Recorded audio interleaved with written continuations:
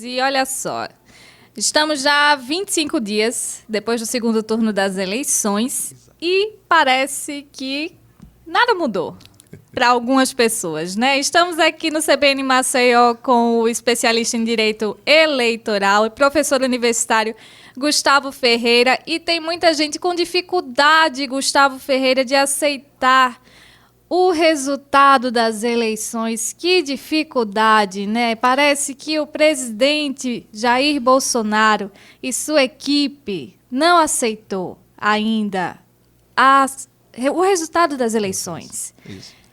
Quer contagem, quer recontagem, mas é só do segundo turno. O primeiro turno, onde ele foi o grande ganhador, né? A sua equipe foi a grande ganhadora, não precisa de recontagem. E aí, como é que fica? Bom, vamos lá. Bom dia, Flávia. Bom dia, os ouvintes da CBN. Sempre um prazer estar aqui falando de direito eleitoral. Vamos lá. Vamos, como diria aquele, né, famosa frase de Jet Stripador, vamos por partes. Né? Eleição é um processo democrático, onde um lado ganha, outro lado perde, principalmente numa eleição majoritária. Eu sei que a gente está falando o óbvio, mas, às vezes, o óbvio precisa ser dito, né? A Terra é redonda, não é plana. Eleição, alguém ganha. Para alguns, isso ainda é dúvida. Ainda é dúvida, mas esse é o óbvio. Eleição, alguém ganha, alguém perde. E fica estranho, porque se a gente parar para ver, foi uma derrota, aspas, com gosto de vitória. Tudo é a forma que você vê. Eu sei que parece papo meio de coach, né? Copo meio vazio, meio cheio. Mas a diferença foi a menor diferença da nossa história. Foi uma das poucas eleições no segundo turno que teve mais presença do que do primeiro turno.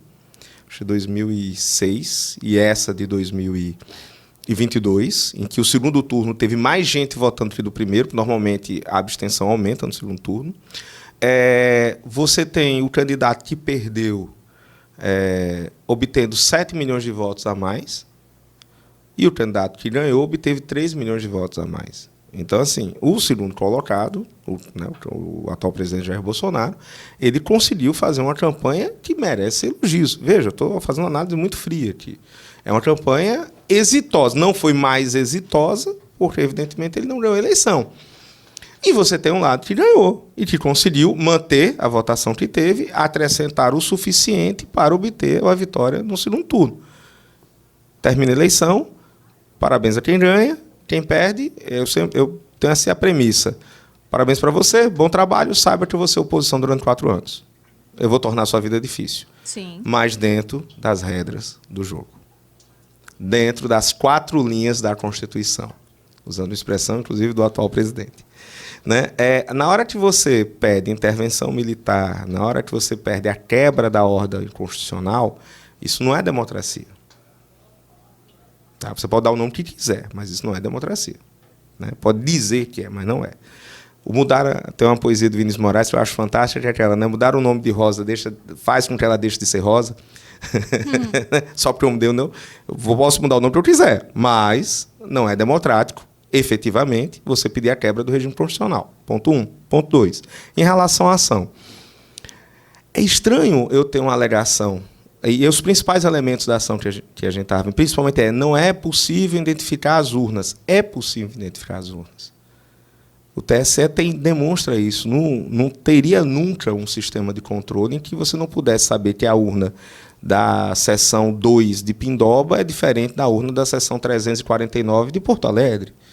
Não teria um sistema, não teria uma lógica no sistema que você não tivesse a diferenciação do que é cada urna. E isso é facilmente refutado pelo TSE. O segundo tópico, que eu acho que aí seria, em tese, o mais complicado, é que haveria a quebra do sigilo do voto e você poderia ver o voto do eleitor. Não há essa quebra. Isso o sistema mostra. Ele diz, olha, ainda que tenha alguma inconsistência, essa inconsistência não representa, e que todo o aparelho tem, o seu celular tem inconsistência, o notebook tem inconsistência, o seu PC tem inconsistências. Só que você usa ele há 10 anos e ele continua funcionando. O seu celular, talvez menos tempo, né? Porque a gente sempre quer trocar pelo modelo mais novo. Mas, né?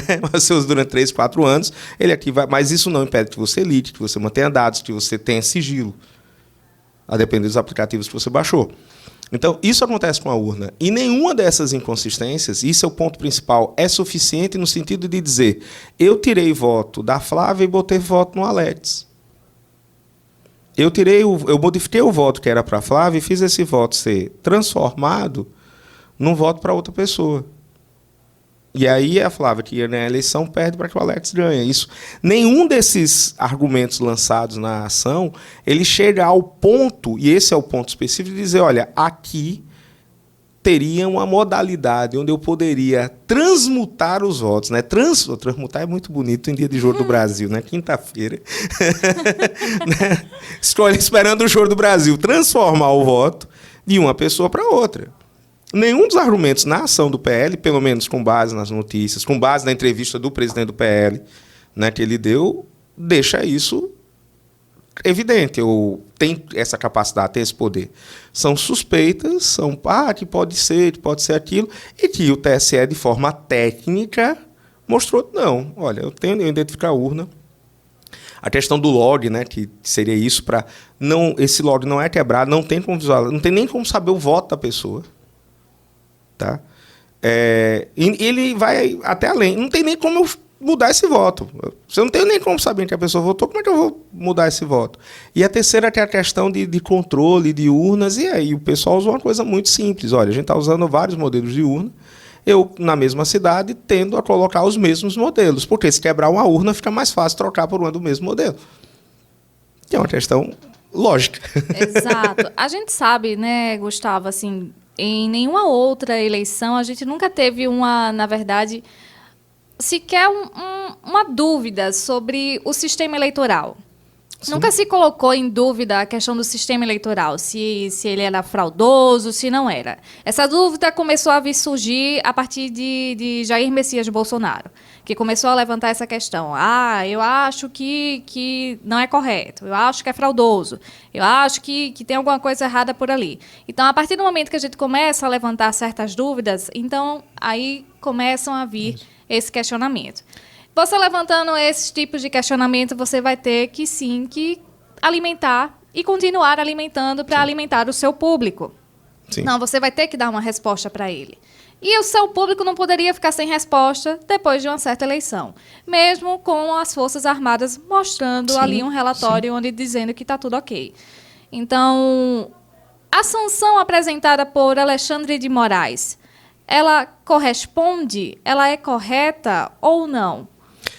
Vamos lá, e assim, usando de uma franqueza extrema. A entrada da ação, Flávio, você foi muito feliz na sua análise, é normal, né, dentro desse processo. Primeiro, deixa eu só fazer uma pequena adaptaçãozinha. O questionamento da eleição não começou com o atual presidente, na verdade, começou com o Donald Trump nos Estados Unidos. A gente só importou. A gente importou. Ainda tem e isso, são né? dois sistemas completamente diferentes, ainda tem essa, mas a gente importou, mesmo sendo um sistema inteiramente diferente do estadunidense, a gente importa a mesma dúvida. Lá, voto de cédula, majoritariamente. Lá, cada estado organiza sua votação do jeito que quer. Inclusive, tem urna eletrônica. Inclusive, tem urna eletrônica do Brasil, em algumas regiões. Né? Então, lá é bem diferente da nossa realidade. A ação em si, aí eu vou até fazer um comentário curioso. A ação em si, ela entra numa estratégia muito mais política do que jurídica. E você foi feliz na sua análise. É manter a tropa unida. Eu estou questionando. Eu estou indo, né, levantando a dúvida. Eu vou questionar, eu vou brigar, eu vou bater. O resultado, e aí eu vou fazer uma ponderação muito tranquila aqui, muita cavaleira. Eu acredito que o resultado seria mesmo esse que acabou sendo na decisão do ministro Alexandre de Moraes. O que me deixou, e aí como advogado, tá,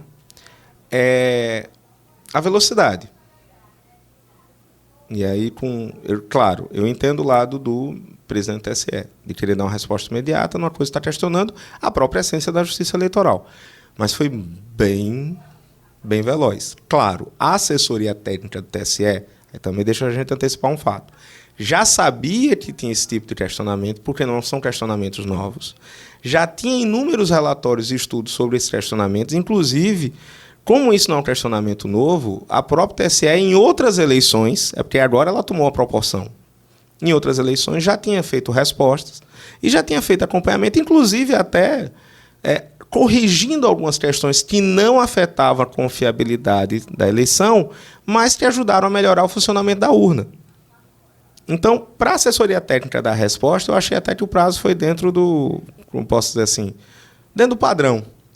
O que eu questionei da ação é porque, assim, houve uma decisão, eu não cheguei, perdão, posso até estar falando algo que não corresponde à realidade, mas pelo prazo de entrada e pelo prazo da decisão, eu acredito que não houve nem a citação da parte adversa para apresentar a manifestação.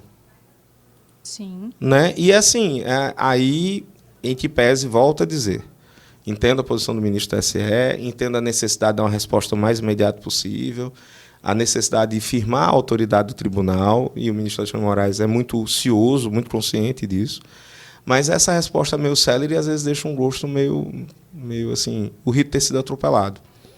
E o rito não pode ser atropelado por ninguém. Com essa decisão do Alexandre de Moraes aplicando a multa milionária, né, 22,9 milhões, e esse bloqueio ao fundo partidário, suspensão do fundo partidário, sim, como é que isso pode afetar ao partido? Não, vamos lá, o partido vai ficar com menos dinheiro, mas a vida segue.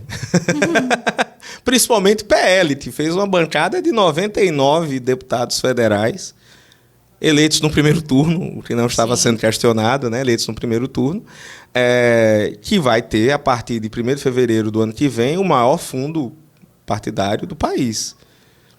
Então, assim, vai fazer falta? Claro, são 22 mil, quase 23 milhões de reais, né? Não é um troco que a gente perde no caminho da padaria para casa, né? É um valor bem substancioso.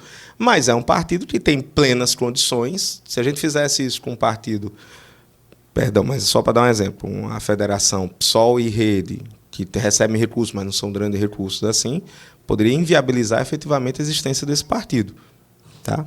No caso do PL, vai sofrer, vai sentir, óbvio, mas vida de série normal.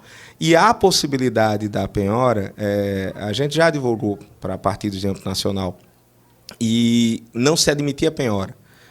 E é interessante, eu fico a cavaleira de falar o nome do partido, é um trabalho profissional, e foi uma tese que a gente defendeu e o partido incorporou, que era, não, a gente quer usar o fundo para pagar, que era o Cidadania. O Cidadania chegou a um ponto que tinha umas questões para pagar, e o próprio partido, que antes não se bloqueava, ele disse, não, bloqueei, eu quero pagar, não bloqueei de uma vez.